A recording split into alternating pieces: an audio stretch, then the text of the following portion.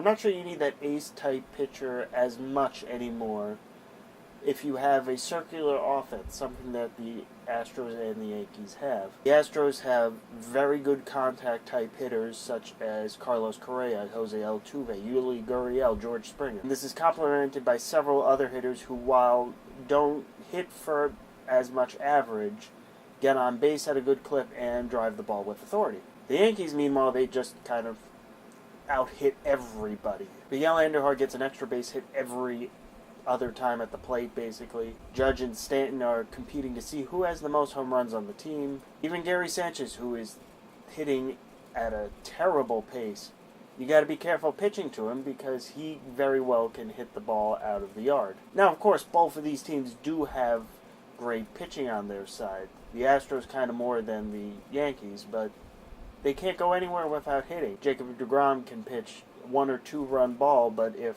the Mets aren't scoring at all, that doesn't matter how well he pitches. By the way, side note on the Astros, I just noticed they have yet to rely on a 6th starter all year, which is pretty amazing. I don't have a stat offhand that tells me what's the latest a team has had to dip for another starter, but the Astros are certainly close to that mark, I'd imagine so. Getting back to the topic of circular lineups, several months ago I said that baseball was not going to be into the mantra of super teams as easily as the NBA or the NFL. But I'm kind of having to turn about face on that, especially with this season.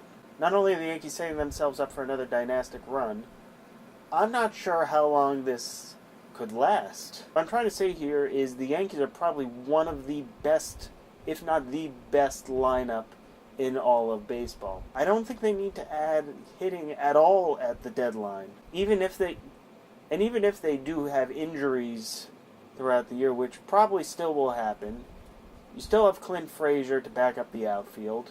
You have Brandon Drury sitting in the minor leagues waiting for an infield spot to open up, which may never even happen. Plus you have about 5 or 6 other top hitting prospects that will break in either this year or next year. So kudos to Brian Cashman for amassing this wealth of talent. Now, while they also have great pitching prospects, they're still maybe a year or so away.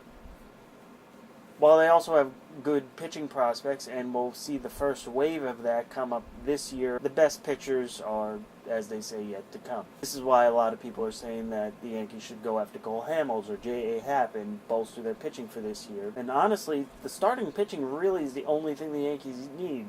That even the bullpen is solid beyond compare. You have your young core of Judge, Torres, Andujar, Severino, and others. You have your complementary veterans. You have a stocked minor league system. We could see something even greater than the 1990 Yankees did. And maybe perhaps we get something akin to the 1950s Yankees. This could very well be one of, if not the greatest Yankee teams. And we're only just seeing the beginning of it. That's it for me for this week. I'll see you next time.